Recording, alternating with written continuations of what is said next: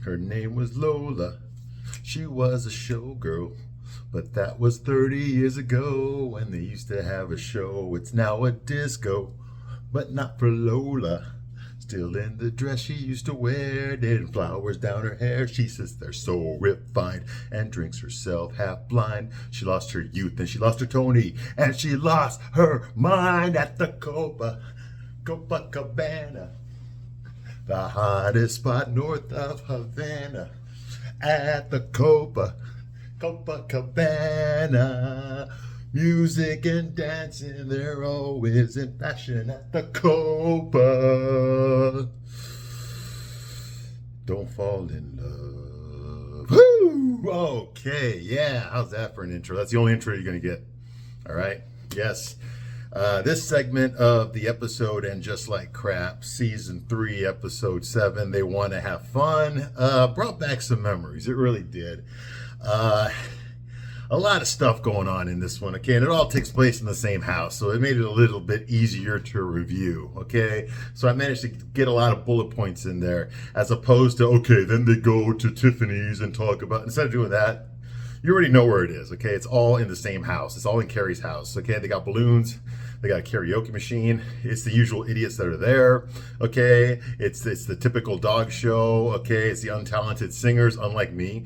It's the, the LGBTQ stuff. It's the Black Lives Matter stuff, It's the go ahead and cheat on your boyfriend stuff. It's just the typical stuff. I hate men. The usual crap, ugly pirates and that kind of stuff, just standard fare, okay, that we always get on the show. All right, and I hope I don't get a copyright strike for that song I did there. Okay, I hope not. All right, this episode brought back a lot of memories for me. The show still sucks. Don't misread my tone. Okay, this episode still sucks. Okay, but a lot of the songs, they paid a lot of money for these songs in this episode, and it brought back a lot of memories. Just sitting in the back seat. My mom's Honda Civic, while she would have the light rock station on, while she's driving us around, to soccer camp or whatever the hell it was, you know what I mean? And she'd be listening to this crap. All right, and I remember a lot of it. I remember Cyndi Lauper. I remember I was a kid when that song came out, Girls Just Want to Have Fun. Of course I know about the movie. Yes, okay, I've actually seen the movie before. Okay, I saw it like 20 years ago or something. Okay, Helen Hunt was in that. Yeah, and Shannon Doherty was in that way before 90210. Okay, in fact, as far as Helen Hunt goes, nobody really paid attention to her until the 90s when she was on Mad About You, and then she was in what was the one, As Good as It Gets, where I think she won an Academy Award for that. She was with Jack Nicholson in that one. She was in Twister, a lot of stuff like that in the 90s especially. Okay, but she's been acting for a long time. I remember I watched a video on YouTube of all these brand new shows from 1977 or something, okay, and for ABC, CBS, and NBC, and I was watching. It was just like the intros for the TV shows, and like you see Kurt Russell's name was in the credits and stuff like that. These stupid shows, and I remember there was 3 different TV shows in 1977, and Helen Hunt was in all of them. Little girl Helen Hunt was in all of them. That means that she was on 3 different shows. All of them got canceled after a few episodes, and then she immediately got hired to do another show. Then that show got canceled after 6 episodes. Then she got on another show, and then that show got canceled after 6 episodes. So that happens. That's typical in Hollywood. I remember Helen Hunt. She was in an episode of The Facts of Life, like from the first season, from like 1979. Okay, and then she was on a. And I swear to God, if you could help me out with this, I remember she was on a TV show. I remember watching it when I was a little kid. It had Richard Crenna. It had Patty Duke. Okay, and it had Billy Bird. And I do believe Anthony Edwards was on there as well. Yeah, from ER. Okay, before he lost his hair. Okay, and Helen Hunt was on that show too. What the hell was the name of that show? Does anybody know what the show I'm talking about? Okay. All right, but I remember she was on that too, okay? And this is before anybody knew who the hell she was. And one of the other things she did around that time was Girls Just Want to Have Fun, which of course starred Sarah Jessica Parker. Yes. Okay, this is back when she was dating Robert Downey Jr., okay? When she was like, trying to cash in on the teen idol thing, she was on a TV show called Square Pegs in the 80s. And real funny about that is I'm friends with, there's another YouTuber named Megan Fox who I'm friends with. You've probably seen her before. I highly recommend her channel. She covers a lot of like court cases that are in the public eye right now, okay? Very, very good stuff. But I've been on her show a couple of times, you know, and she's flabbergasted when I tell her stuff like this. You know, we talked about, and just like crap, we talked about Sex and the City. And I tell her like, well, you know, Sarah Jessica Parker was on Square Pegs in the 80s. She's like, what's that? What's Square Pegs? I was like, you're like the same age as me. Like Square Pegs was a TV show in the 80s. Sarah Jessica Parker was in it. It was like high school, like these high school nerd girls and stuff. She's like, no, I don't remember that. I had to like send her a picture of it, you know, like, cause it's on DVD now, whatever, you know. And, you know, Sarah Jessica Parker was like, you know, she was like a rising star on TV in the 80s. You know, let's not forget, she was on Footloose. She was in Footloose with Kevin Bacon. She played a minor character in that, but she was definitely in that movie, you know. So she's been around, okay? And before that, she was on Broadway. She played Annie on Broadway when she was a child, okay? So she's been doing this for a very, very long time, okay? So, you know, she was very proficient. She was very, she had a high profile back in the 80s, and way before Sex and the City, everybody knew who she was. I remember from Dudley Do-Right. Okay, I remember her from Ed Wood, okay, the Johnny Depp movie about the life of Ed Wood, yeah, where Martin Landau played Bela Lugosi and won an Academy Award. Okay, I mean, she's been around. She was in Dudley Do-Right. She was in a lot of stuff, a lot of chick flicks and stuff like that. You know, I reviewed a movie here called Till There Was You, which is a rom-com that I absolutely loved. I saw it in the Marines, okay? I thought it was the most romantic movie I'd ever seen in my life. And that's including Titanic. I still thought Till There Was You was the most romantic movie I'd ever seen in my life, okay? That's with Dylan McDermott, okay? And who's the other guy? I fucking forgot her name, okay? But, you know, Jean Tripplehorn, okay? And I thought it was the most romantic movie I'd ever seen in my life. And then a few years ago, I reviewed it for this channel, because that's what I do. In between seasons of this shit, I review chick flicks, okay? And I reviewed it again. And it was a piece of shit. It was only a horny, like, private in the Marine Corps, you know, who hadn't been laid in a year, would ever find this movie romantic. Okay, and unfortunately, I fit into that category. So, yeah, so it was shit, but still, I reviewed it anyway. But Sarah Jessica Parker was in that movie too. Okay, so so she's been around. She's been around a long time. And this movie, this episode here, it brings back a lot of memories from the 80s and stuff. Just like bringing back these old songs. Okay, and I gotta be honest, I did not know all the songs. I didn't. Okay, just some of them, like Copacabana. My mom loved Barry Manilow back in the 70s. She absolutely loved Barry. She bought all of his records. She also had a thing for fucking Engelbert Humperdinck. Yeah, Engelbert Humperdinck. Yeah, you don't even know who that is. Of course not. Of course not. After the lovin'. Yeah, that song. That Engelbert Humperdinck. Now you know who it is, right? Okay. So, yeah.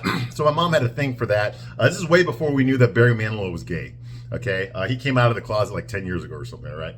Because he wrote all those wrote all those romantic songs, which he actually did not write, by the way. I write the songs. He did not write that song. Okay, he did not write that song. All right, he wrote plenty of his own songs, but not that one. All right, a lot of people don't know that. Yeah, Barry Manilow and of course Cyndi Lauper, you know, girl, you know, I mean, when she first came out in the early 80s, okay, she did a lot of videos with Captain Lou Albano from like wrestling for some reason, would always play her dad. I don't know why, it's not her real dad, but he liked to play that role for some reason, okay. A lot of the stuff that Cyndi Lauper did in the 80s was tied into wrestling. Like if you notice in the Goonies video, the official video for Goonies, okay, you had like Roddy Piper there, the Iron Sheik. You had all these wrestlers from the 80s were there. Okay, all these Hulk Hogan opponents and stuff were all there. Okay, very big wrestling thing. Okay, and I did used to watch wrestling back in the day. Okay, but Cyndi Lauper's biggest competitor back in the early 80s was Madonna. Believe it or not, Material Girl, yes. Okay, Lucky Star, all that stuff, you know. Madonna was kind of like punk pop when she first came out, before she, you know, found her calling and developed her own brand. Okay, but yeah, her biggest competitor back in the day was Cyndi Lauper, believe it or not. Yeah, Cyndi Lauper had a lot of great hits. You know, I mean, True Colors was a great song. I love that song, you know. Besides Girls Just Want to Have Fun, there was also She Bop. That was another popular song that she had, which was about her like playing with her pussy. I'm not making that up. She's admitted to that. That's what the song was about. It was about her putting a coin in the jukebox. Okay, about double clicking her mouse, if you know what I mean. All right, that's exactly what it was about. Okay, so yeah, so Cyndi Lauper. I was just remembering all this stuff from the 80s. For me, the 80s sucked. Okay, because I was a kid. I had the nerdy glasses. I got bullied, and so I was reading my comic books and drawing and, you know, all that kind of stuff. Okay, but I remember culture. I remember what the culture was back then, and I'm just glad it's over. I'm glad it's over, but you know, this episode reminds me of a lot of it. Okay, so let's get into this episode here. Okay, I don't want to spend too much on the intro because we got a lot to cover. Excuse me, right here. Okay, so where we left off last time, okay, is when the party's about to start. Okay, it is Charlotte's birthday party at Carrie's house. Okay, so you got like the caterers showed up. They're gonna serve food. They got chairs there, lots of balloons. They got a karaoke machine. Okay, and people from this show start showing up. It's like a mecca for all the characters of the show. Okay, they just start showing up at this party. So you got all these different plot lines going on, all taking place in the same location. Okay, just like the Love Boat was. All right, so that's going on here. Okay, what do you call it? Everyone shows up at the party, okay, for Charlotte's birthday, okay? Miranda's there. She's taking pictures with Charlotte, okay, and with Richard Burton, okay? Richard Burton is Charlotte's dog. It's a little pit bull that she named Richard Burton after Liz Taylor's 6th and 8th husband. No. Her 4th and 7th husband, okay? She married the same guy twice, Richard Burton, okay? Yes, she named her dog Richard Burton, okay? Now, Miranda, while she's taking pictures of Charlotte with the dog, Miranda thinks that Charlotte's dog has dog cancer, okay? And she's afraid of getting it herself. Anyway, so that's why she's so focused on taking pictures of Charlotte with her dog, because they don't expect her dog to live very much longer. The truth is that Charlotte's dog does not have cancer, okay? It's actually Charlotte's husband, Harry, that has prostate cancer, okay? And she told that to Carrie, and Carrie, wanting to keep it a secret, told Miranda that the dog has cancer, okay? So Miranda thinks the dog is going to die. So she's trying to be nice. Okay, so she wants to take a family photo, okay, with the dog and with Harry and Rock and all that stuff. But Lily's just sitting there laying down on her back, all pissed off. She did not want to go to her mother's birthday party, despite the fact that her mother spends fucking hundreds of thousands of dollars on Lily's birthday parties, and she gets a lot of expensive shit. She's not grateful at all. She doesn't give two shits about what her parents do, okay, for her or at all. She cannot be, she can't even fucking go to her mom's fucking birthday party without being forced to go. Okay, why is she this way? Because her gay boyfriend dumped her for a bigger cock, if you know what I mean. All right, so that depressed her. It depressed her because now she's got AIDS for nothing. Okay, so she's just laying there on her back, all pissed off, doesn't want to talk, doesn't want to pose for pictures, doesn't want to party, doesn't want to do anything but sit there in her own depression, okay, and just be an annoying little fucking cunt that she is. All right, so she doesn't want to take a picture. She's just pissed off. Okay, Carrie finally meets Joy. Joy walks into the party. Joy is a butt-ugly, pale-skinned lesbian, basically a clone of Miranda, a woke libtard, ugly, disgusting, no makeup wearing, dog-loving piece of shit, just like Miranda, only Joy has longer hair and a British accent, all right? So Joy shows up there. Carrie gets to meet Joy for the first time. Okay, Miranda and Joy dog kiss each other, you know, like that, okay? And of course, Carrie is all turned on by this. Okay, you can see it on her face. Okay, Charlotte creams all over Joy. Oh my God, you're the butt ugly lesbo that's fucking my friend. Ah, you know, that kind of thing. Just to prove that she's not, like homophobic and stuff. Okay, and Joy only cares about the dog. Joy doesn't give a shit about Charlotte, doesn't give a shit about Harry or anything like that. All she cares about is the fucking pit bull, Richard Burton. She shows all her attention to the fucking dog, which of course makes sense because, Joy loves dogs. That's why she's with Miranda. Okay, they're the dog show. Okay, anyway, moving right along, Lisa shows up. Okay, yes, Lisa Todd Wexley, okay, basically the black version of Charlotte. She shows up in her African hand gliding outfit, okay, with her gay son, Henry. Now, we already knew that her husband, Herbert, a bald-headed fucking rich soy boy, beta male limp dick. Oh, you thought I was talking about Harry. No, Harry's the white version, okay? Herbert is the black version of Harry, okay? Bald-headed, rich, soy boy, limp dick, pussy beta male. Okay, he's there too. And guess what? We found out last episode that his son, Henry, is also gay. Okay, remember what he said about the croque monsieur? Oh my God, this croque monsieur is the best I've ever had. It's even better than the one that we had at the Fairmont. Remember, mummy? Like that. Okay, he fucking creamed in his pants over a goddamn ham and cheese sandwich. All right. Anyway, so he shows up there and he's sort of gay as well. Okay, and of course this turns on Rock.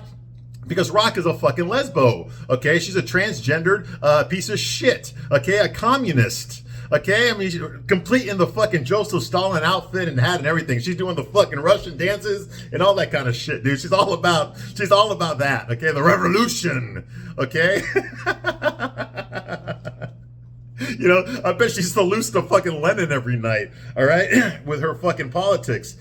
So she's excited that gay fucking Henry's there. Now she has someone she can talk to, okay? Someone she respects. Because not only is he gay, but he's black. Okay, so that's a double whammy right there. Okay, so she has to respect him now. Okay, so that's going on. All right, you know, and by the way, Rock was the one that invited him. Okay, so Herbert is there too, like I said, and Harry complains that no one will acknowledge him, okay, because Harry's there, okay, for his wife's birthday party, and nobody's saying hi to him, nobody's asking him how he's doing. Everyone's focused on Charlotte and the goddamn dog, okay, and the gay people that are there. And unfortunately, Harry's not gay. He's a limp dick soy boy, absolutely, but he's not gay, okay, he just acts gay, okay, he's a closeted homosexual. He's not ready to come out. All right, so he's just bullied by his wife. He does whatever the fuck his wife tells him to do. He kisses her ass. He asks for pieces of her shit to put on his salad dressing because that's how much he loves her. He loves her so much he will eat her fucking shit for dinner. Okay, that's what Harry is. That's also what Herbert is as well. So they have that in common. Okay, yeah. So that's going on. Even though both their wives, okay, Lisa and Charlotte, both attracted to fucking 15-year-old boys. That was already established last season, in case you don't believe me. Okay, so moving right along. Okay, you know, they brought a karaoke machine, okay? And, you know, he's like, who fucking loves karaoke? Okay, gay Henry, Herbert's son, loves karaoke, so he's excited. He's the only one that's excited about the karaoke machine. Nobody wants to do fucking karaoke at this party. Okay, Carrie was upset that Miranda brought it. Okay, Brady was the one that carried it in. Even he was like, "Mom, I told you we shouldn't have brought it." But Miranda wanted the karaoke machine. Nobody wants to sing karaoke except for Henry. Henry's the only one that wants to bust out the jams tonight. Okay, so that's going on. Okay, so he sings his gay love ballads. Of course, he sucks. He can't really sing, unlike me, who can sing. He can't sing at all. Okay, so Charlotte's ugly co-workers arrive as well. Okay, I call them the Three Stooges. Okay, there's Ugly, Ugly, and Fat Ugly. Okay, those are the real names, by the way. Okay, and they're there. Okay, and they're younger than Charlotte, and they like to take Charlotte out partying late at night into all hours of the morning. You know, doing blow. You know, getting drunk. You know, drinking martinis, dancing the fucking night away at after-hour clubs. You know, and fucking guys in the ladies' room. Okay, that's what they do. Okay, that's what Charlotte does. And Harry's okay with it, okay? Of course he is, all right? And if he says anything about it, then Charlotte would just remind him about how all he does is the bare minimum. Okay, despite the fact that he pays for everything in that fucking house. All right, moving right along. Okay, so, of course, Henry sucks. Charlotte's over there, okay? And Brady, okay? And Brady, they make fun of Henry. Okay, so these butt ugly girls that Charlotte works with, including fucking Ronald McDonald with no fucking makeup on. That's Brady. That's Miranda and Steve's son. They're the ones making fun of Henry for actually grabbing the microphone and trying to sing. Okay, they're the ones making fun of him, okay? And no one wants to sing, okay? So Henry offers to do all the singing, okay? So he gets up there, okay? And the first song he sings is fucking Hopelessly Devoted to You from the 1978 movie Grease, starring John Travolta and Olivia Newton-John. He sings the Olivia Newton-John fucking love song. Hopelessly devoted to you. Hopelessly. Now, fuck that noise. Okay, I've done lots of karaoke, okay? Okay, and if I'm going to do Grease, I'm not going to fucking sing Hopelessly Devoted. You know why? Because I'm not fucking gay. Okay, I'm not fucking gay. That's why fucking Henry's here, a skinny little fucking gay black dude singing fucking an Olivia Newton-John song from fucking 1978. Okay, one of the greatest musicals ever fucking made. Okay, no, I'm going to sing fucking Danny's song. Okay, Sandy, why you left me? Oh, Sandy. That's a lot better, okay? Yes, I know John Travolta is a closeted homosexual that's been exposed. I know that, but god damn it, not Tony, that's Saturday Night Fever. Danny Zuko was fucking a man in fucking Grease, okay? He might be gay in real life, but he can play a fucking straight guy in a fucking movie, all right? So at least let's give fucking John Travolta a little bit of credit, all right? All right, so anyway, so there's that, okay? But none of us knew he was gay back in the late 70s anyway. We just suspected of that because he was a fucking Scientologist. Anyway, moving right along. So that's going on here, okay? And what really sucks is that Olivia Newton-John passed away a few years ago, and this is how they respect her legacy, okay, by ruining one of her greatest hits. Okay, now personally, Hopefully Devote to You is one of my favorite songs from Olivia Newton-John, but it is not my favorite. Okay, probably my favorite is A Little More Love. Okay, get that from her greatest hits out. Would a little more love make you stop pretending? Would a little more love make it right? That, or maybe fucking Yes, I've Seen It, Xanadu. Yes, I know it's a gay fucking movie, okay, and it was a double feature with the Village People, You Can't Stop the Music, okay, but I was fucking a little fucking kid in 1980 when my aunt and uncle took me to go see the double feature, okay, so I did not know it was fucking gay back then, all right, I didn't know what gay was back then, okay, and I saw the movies, okay, and Magic, Have to Believe We're Magic, that's a great song by hers, and so is the other one, Suddenly. Okay, that was it. When they were rollerblading, roller skating, like in the air and shit, and Xanadu. Yeah. I know, good song. Gene Kelly's last movie before he died. Anyway, yeah, and Michael Beck from The Warriors was in that too. And moving right along, okay, that was a great song. Okay, Suddenly is a great love song. Okay, I mean, I got a cavity just listening to it. All right, moving right along. Okay, they could have sang that stuff. Instead, they sang fucking a girl song from Greece. Okay, guess who shows up at this party, who crashes the party? Bitsy Von Muffling. Yes, we've been seeing way too much of her on this show. She's a minor character from Sex and the City. Okay, she married a gay guy. She's an old bag, old rich lady, eccentric, okay, and dumb, who married a gay guy on Sex and the City. And now because of that, because Carrie and the girls, including Samantha, all went to that wedding, now we got to keep fucking seeing her popping up all the goddamn time. Okay, so she's there. Of course, her gay husband died. He didn't die of AIDS, okay, although he was fucking a guy in the ass when he passed away. He died from COVID. Okay, so now she's single and she's trying to hook up with good-looking young guys. Of course, she's only attracted to guys that are gay. All right, that's why she's got her pussy's getting all wet. Her 75-year-old pussy's getting all wet for fucking Giuseppe right now. Okay, because she can smell his big dick from across the room. So she shows up, Bitsy Von Muffling, okay, complaining that her personal trainer's moving to Portugal. Who gives a fucking shit? All the characters in the show are fucking super fucking rich. They have first world problems. They have what we call Cadillac problems. Okay, so it's not relatable to the average audience member that's watching this shit. All right, okay, so Anthony shows up with Giuseppe, and of course, Giuseppe's mom is in town. Gia, yes, so they all arrive at the party. Anthony tells Charlotte to lie about his age. Tell her, if she asks you how old I am, tell her I'm 49. And Charlotte's like, he's like, okay, 53. Okay, 58, and that's final. Okay, well, clearly, Anthony colors his hair, is obvious. Okay, he's now one fucking piece of gray hair anywhere on him. So clearly his black hair is from a bottle. That's pretty much obvious, okay? He's got the face of a 60-something-year-old, but the hair of a fucking 30-year-old, okay? So clearly we know he's a lot older than 49 or 58, okay? So that's going on here, okay? And of course, Bitsy, like I said, Bitsy starts flirting with Giuseppe because she can see the bulge sticking out, not knowing that Giuseppe is actually gay and is Anthony's fucking boyfriend, all right? Okay, or Anthony's his meal ticket. Okay, of course, Henry starts singing now. He's grabbed the microphone. He starts to, after he sang Hopelessly Devoted, now he's singing Copacabana, the hottest club north of Havana. Okay, you know the words. You know the words. I like the song, okay? I like the song, all right? Leave me alone, all right? And then Copacabana, by the way, I'm sorry I didn't tell you this. It came out in 1978. Okay, the first time it ever played on the radio was when I was sitting in the back seat of my mom's Honda Civic, and she was like driving us to Moline, Illinois or some shit, and she just kept fucking listening to that song over and over again on the same fucking radio station. That's when it first came out. All right, and that was 1978. Okay, Barry Manilow, like I said, who we all thought was straight back then, but actually. Probably us kids thought he was straight back then, but the grown-ups knew better. All right, or at least the guys did. The straight guys knew better. Okay, he ain't one of us. All right, so anyway, yeah, but he's come out since then. Okay, so moving right along, okay, Rock, of course, loves watching Henry sing because Henry is a closeted homosexual, okay? He gets hard singing Barry Manilow songs, unlike me, okay? And he loves singing, like I said, Olivia Newton-John songs, okay? He loves it almost as much as he loved that Croque Monsieur that he had when he was on fucking Governor's Island that other episode ago. All right. So that's going on here. Rock, of course, is playing with her penis, okay, because, she's dressed like a man, in her communist outfit. So, of course, she is, watching Henry sing. Okay, Lisa and Herbert are upset because their son is embarrassing them. Everybody fucking wants to hold their ears, okay? And you know, so they're like, oh my God, Lisa's like, oh my God, I'm gonna have to send apologies to everybody here at this party now. You know, you need to tell your son to get off that microphone. And Herbert's like, oh, so now he's my son, huh? You know, like that. It's stupid ass shit. Okay, Miranda yanks the microphone away from Henry, and she offers it to anybody else who wants to sing, because he's been singing nonstop now. Okay, nobody else wants to fucking sing at this party, and she's the one that brought the fucking karaoke machine.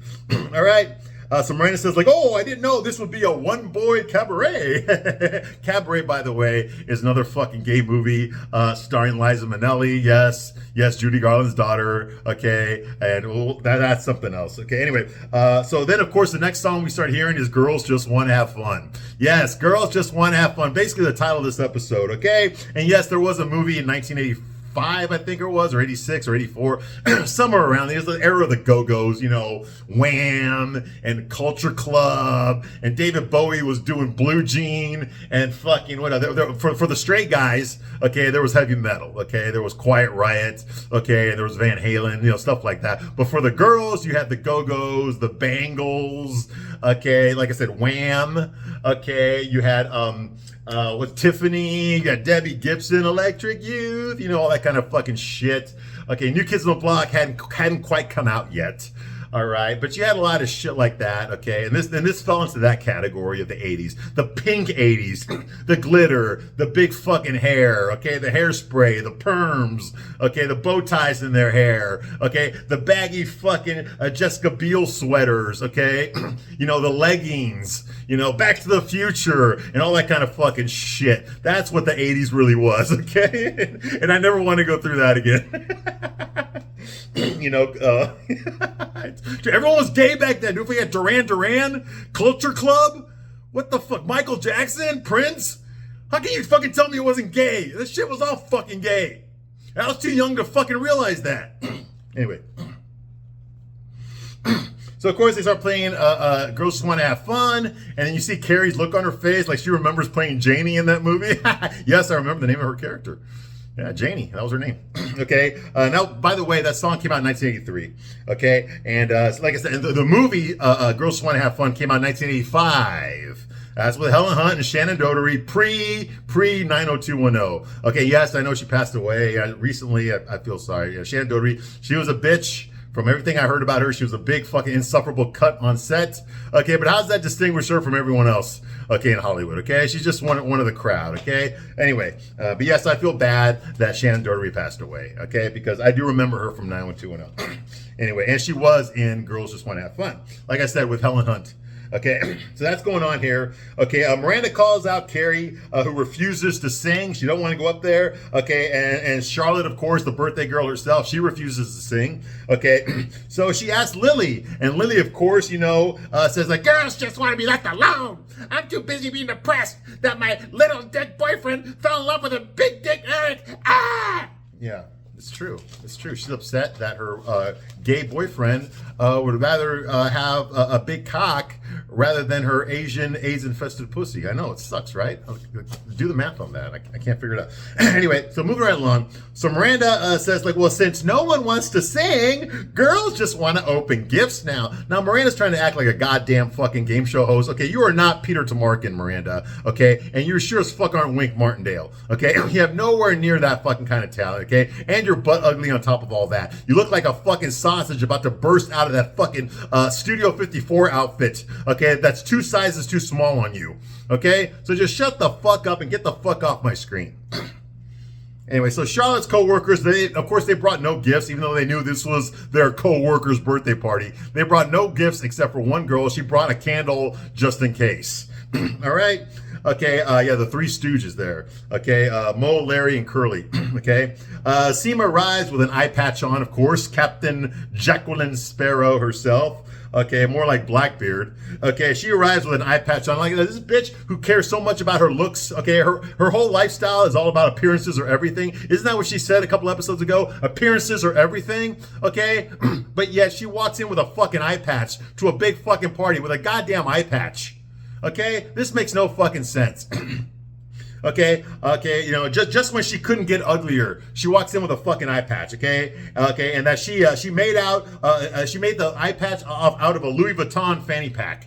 She sewed her own eye patch out of a Louis Vuitton fanny pack. Go make sense of that, all right? It turns out she got an infection when fucking Adam, the gardener, with his manure-soaked fingers, plucked an eyebrow out of her infected eye. That got her eyeball infected, okay? So now she has to wear an eye patch. Okay, which I thought was actually kind of funny. You know, anyway, so I think they're trying to say something with that. Okay, so she says like that your lowbrow eyebrow technician did this. Okay, your lowbrow eyebrow technician did this. That's responsible for this. Okay, that's what she says with her ugly face, of course. And of course, guess who's there? The lowbrow eyebrow technician is there. Okay, Adam's there getting shit-faced. Okay, he's getting more shit-faced. He's got beer goggles on like a month that are this fucking thick, dude. Okay, thanks to all those Cosmos that he's been drinking. Yeah, that kind of thing, all right? Okay, and of course he's there, and as usual, okay, he is a high-value man who tries to seduce, okay, tries to seduce Seema, okay, as she rudely brushes him off, okay? So he's trying to seduce Seema, he's trying to be nicer, trying to flirt with her, and she's basically blowing him off, making fun of him, insulting him, attacking his masculinity, attacking him as a person, attacking his profession, which is beneath her. Earlier on this season, she said, "I do not date men who have dirt in their fingernails," like that. Okay, bitch, you'd be lucky to have a goddamn fry cook at KFC fucking ask you out on a fucking date. All right, and I mean the KFC that's in the fucking ghetto neighborhood. You'd be lucky to have that. Okay, but she's gonna be judgmental. Okay. So anyway, yeah. So of course he tries to seduce her because all these episodes are on the fucking Sci-Fi Channel. That's why. Okay, right after fucking Quantum Leap. Okay, so that's going on here. Okay, you know, she blows him off, treats him like shit. Okay, and she blames him for everything. She blames him for fucking being unemployed. Okay, for not having enough money to buy out her fucking a gay partner. Okay, despite the fact that he was 90 years old and she's like 60 years old. She blames him that she's a chain-smoking, alcoholic, ugly, disgusting, insufferable piece of shit. It's all his fault. And that makes sense on this show, okay? And the women are never responsible for anything that they do. It's always the man's fault. Well, you better make it the man's fault somehow. All right, anyway, so he tells her, oh, really, because he's drunk, you know? Which makes it kind of more believable that he would, like, hit on Seema. Although there's not enough fucking beer in the world, okay, for me to find Seema attractive. Coke Zero, in case you were wondering. Okay, so he's like, what are you gonna do? Make me walk the plank? Like that, because he's drunk. He's got beer goggles on. You can't blame him. All right, next scene here, Carrie orders the gay body positive caterer around. You know, the transgender gay body positive caterer.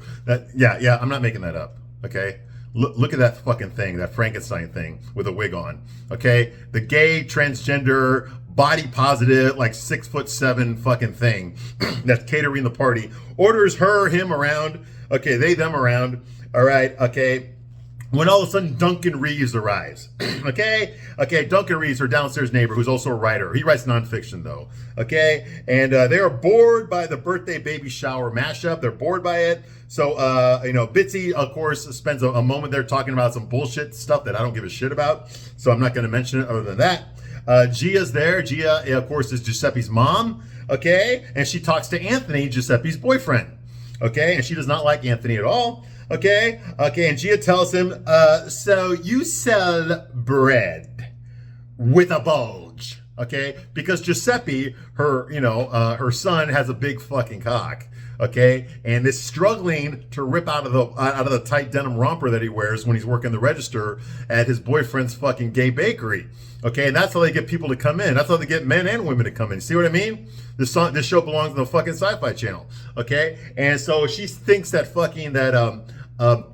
that Anthony is nothing more than a flesh peddler because he makes all those steroid addicted guys that work for him at the gay bakery. Okay, he makes them wear those tight rompers. Okay, so he's basically peddling flesh.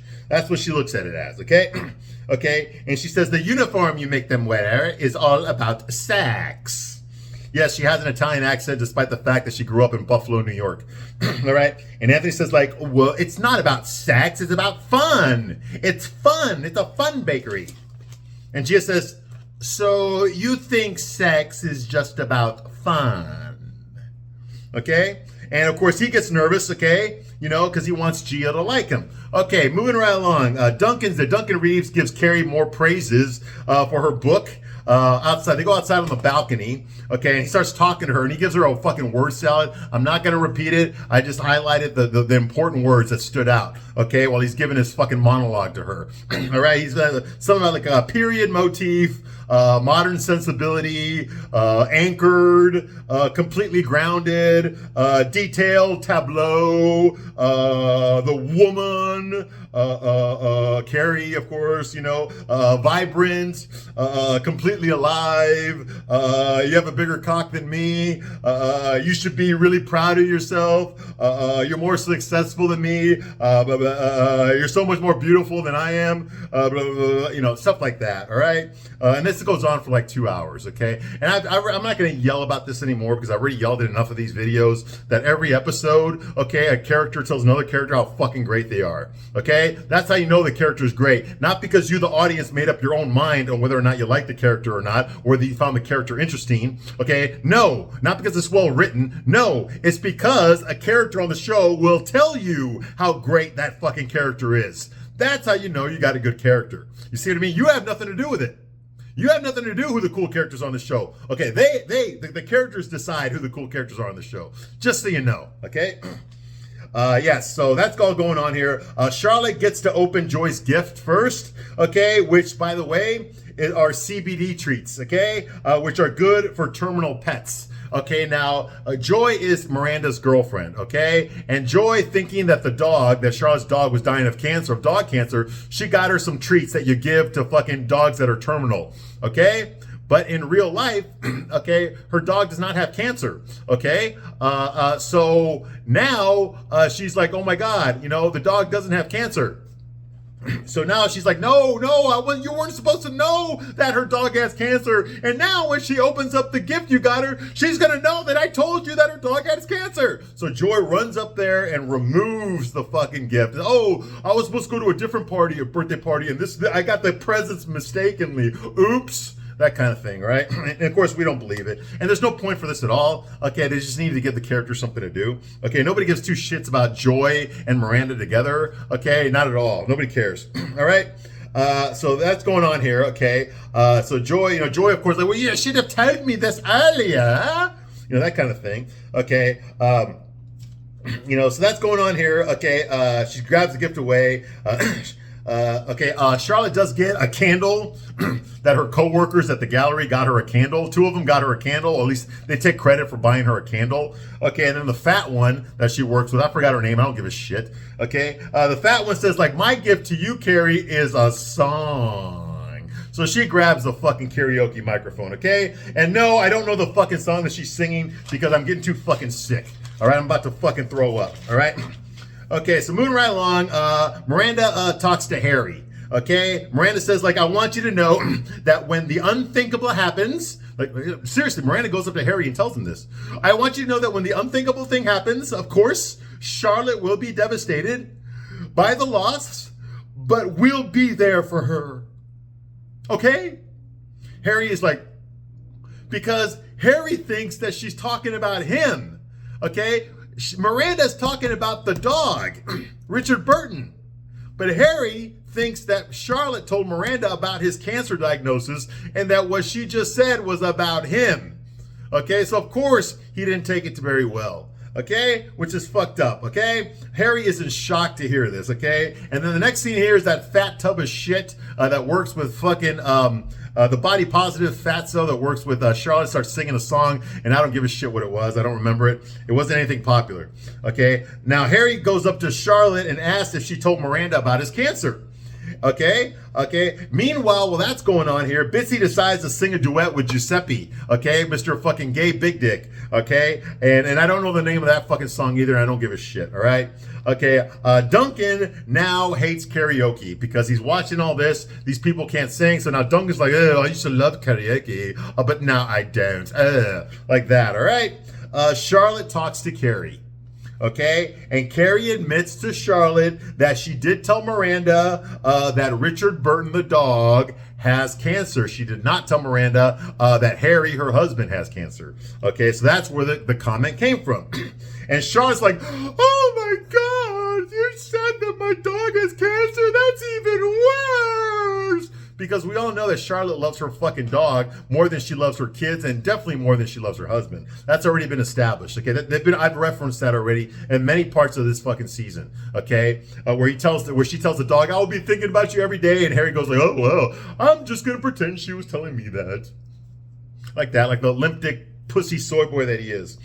Okay, Gia, Giuseppe's mom, tells Anthony that it's tragic when someone older lusts after someone younger.